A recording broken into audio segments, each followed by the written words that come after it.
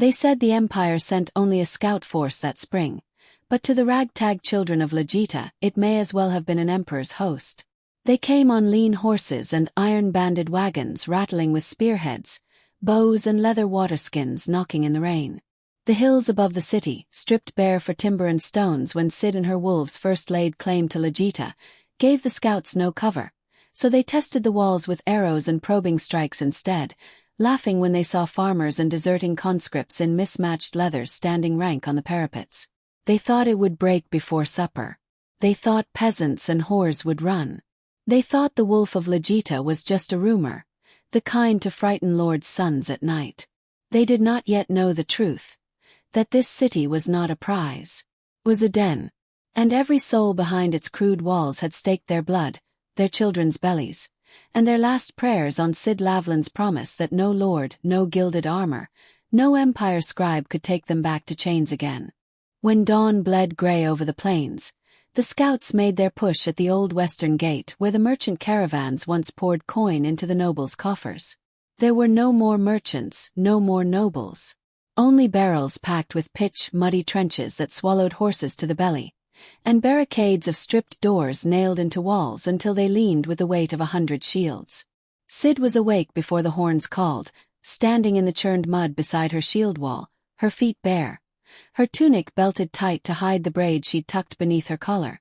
The blind white of her left eye caught the dawn light as she turned her face to the enemy ranks and simply nodded. She was a small thing among the broad-shouldered deserters and battered freedmen. Her arms marked with whip-lashings, burns, the deep red collar where a noose once bit down and nearly claimed her for good. She carried no lord's long sword, only a short iron blade no finer than the next man's, but every soul there would have killed or died if she commanded it. She did not shout. She did not bellow. She lifted her scarred hand, and the front rank braced shields rim to rim like shutters against a storm. When the Empire scouts charged, it was not iron that turned them but the fact that not a single man broke rank, not even when the first lances cracked a shield in two and pinned a boy's chest to the gate. Cid stepped over him without a prayer, blade out, thrusting for the soft eye of a mounted rider who swung too wide to skewer her belly. She fought not with grace but with a fury that made her seem larger than her thin bones allowed. Each cut clumsy but unstoppable, her breath harsh but steady. Her good eye locked on the next man even as her blade stuck in the ribs of the last. When her own sword snapped on a spear haft, she ripped the broken shaft from the dying man's grip and drove it butt first into another's throat, roaring for her line to hold. They did. Not for gold. Not for land. For her. By mid-morning the scouts found their horses dead in the ditches and the alleyways dripping with pitch and blood.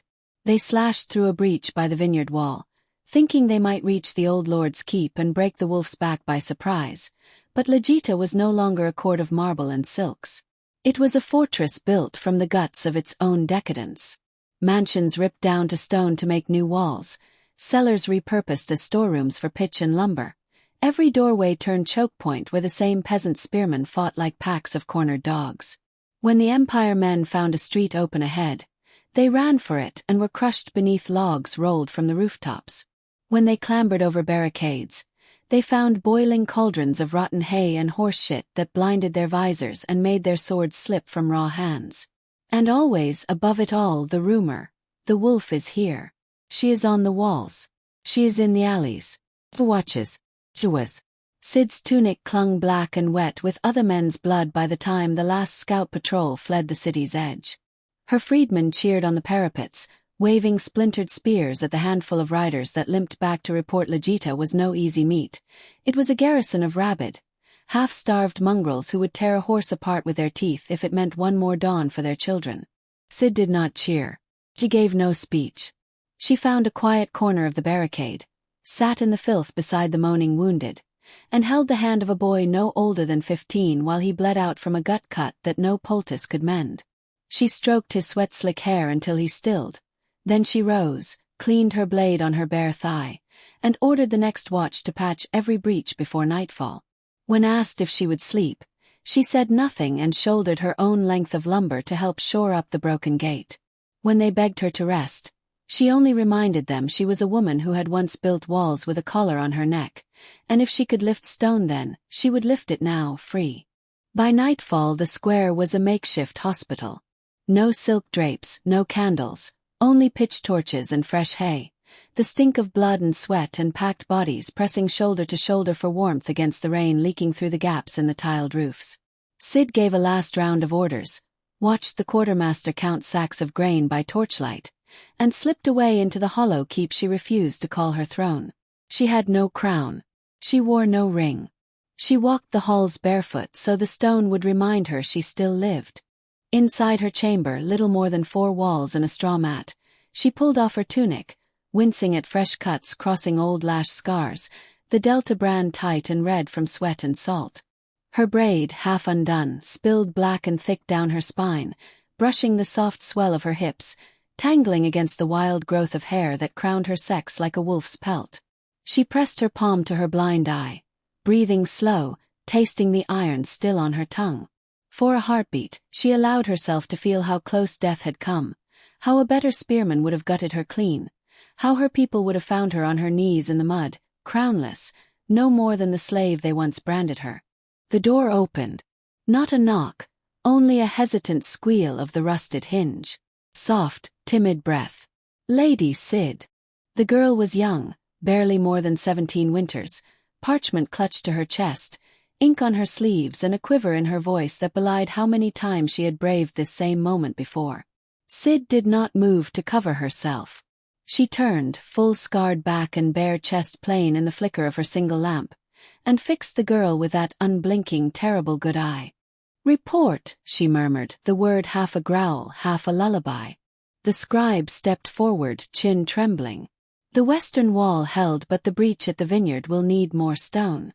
They ask if we—" Sid stepped into her before the next word left her lips, pressing her palm flat to the parchment until it crumpled to the floor. The girl's breath caught, eyes darting down to the black hair between Sid's thighs, to the scars crossing her belly, the muscle coiled beneath thin skin like corded rope. "You smell like lamp oil and lilac soap." Sid's voice was soft as a prayer. Her hand found the girl's chin, thumb brushing over her lower lip, smearing a trace of blood from her own knuckle. "I have slaughtered men for 3 days in their own piss, and you come to me smelling like a fresh bed. Do you think that is kind of you, little quill?" The girl's throat bobbed. Her lips parted. No answer. Sid laughed once, a low, raw rasp that scraped her throat. She shoved the girl gently but firmly until her back hit the wall, her own body pressing flush, scarred flesh to soft belly, heat to heat, the scent of iron and sweat overwhelming the faint soap. "Did you think, behind your neat desk, how I would break you open if I lived through today?" Her hand slipped under the girl's tunic, tracing the trembling belly, the fine down of hair lower still, until she cupped the slick heat that pulsed against her palm. The scribe's whimper melted against Sid's mouth as she kissed her, tasting the salt of fear and want. "You are wet before I even say it," Sid breathed into the girl's lips, fingers teasing slick folds until the girl bucked into her palm. "My soft, tidy little quill. You want your wolf filthy, do not you? You want the same mouth that tore a man's throat to tell you how your cunt tastes, say it." "Yes, lady, please, gods, please." Sid dragged her mouth along the girl's jaw, nipped at her throat where the pulse jumped.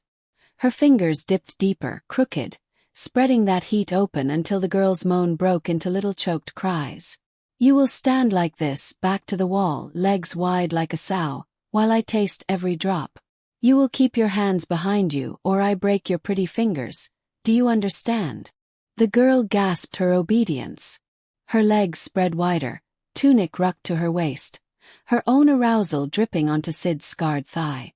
Sid growled approval, licked a slow path from collarbone to the soft swell of her breast, biting down until the girl shuddered against the stones.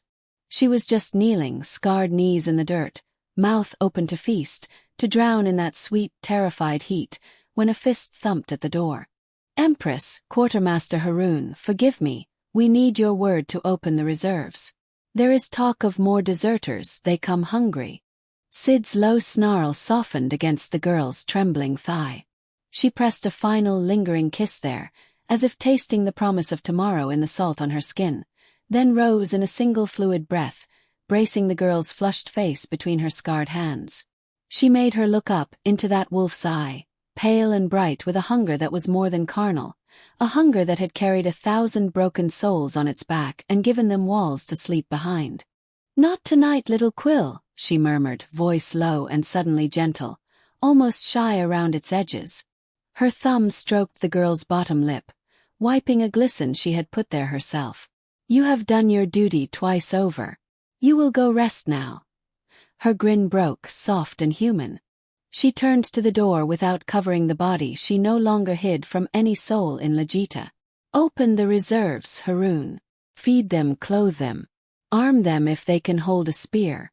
And remind them the wolf does not hoard what her people need." Haroon's voice came muffled, a grunt of apology and retreating footsteps, the echo swallowed by the stone hall. Sid drew her eyes back to the scribe, whose thighs still pressed together, heat leaking down her leg, breath ragged with both relief and quiet regret. The girl dipped her head, voice still small but duty-bound even now. "Lady, and the vineyard wall. The breach. You never said yes." Sid blinked, a heartbeat of raw humanness in the wolf's hungry eye. And then a soft, rueful laugh rumbled in her throat as she pressed her scarred brow to the girl's for a fleeting second. "Ah, clever little Quill. Yes, have Haroon gather the stone cutters by dawn. Fill the breach twice over and bury our dead beneath it if you must. No Empire dog comes through that hole again." She kissed her forehead, a promise, a command, a lover's soft claim, then nudged her gently toward the door. "Go on now. Leap. You are safe because you made me strong enough to win today. A chance next time and I will take my share of you slow, and I will take it all." The girl stumbled out, tunic askew, scroll forgotten at her feet, face bright with a dazed secret joy that no fear could shake. Sid watched her until the shadows swallowed her soft footfalls, then she crossed the stone floor alone, each step a quiet protest from bruised, blood-caked feet. She tugged at the braid that clung wet and heavy to her spine, let it fall free, and sank onto the straw pallet that passed for her bed. No silks, no down pillows, only the warmth of her own spent bones and the weight lifted from her people's hunger. She lay back with her arm draped over her eyes, a ragged breath escaping her cracked lips, and this time it ended not in a growl, but a small, private laugh. A smile curled there in the dark, for the scribe, for Haroon, for the stubborn fools rebuilding her walls tonight instead of fleeing into the hills. For Lageta, poor, battered, stubborn Lageta, that needed no throne and no crown so long as its wolf still drew breath. And with that smile soft on her mouth, Sid Lavlin, the Wolf of Lageta, let sleep take her for the few quiet hours she would allow it, before dawn called her back to stone, mud, blood, and the people she had sworn to hold free forever.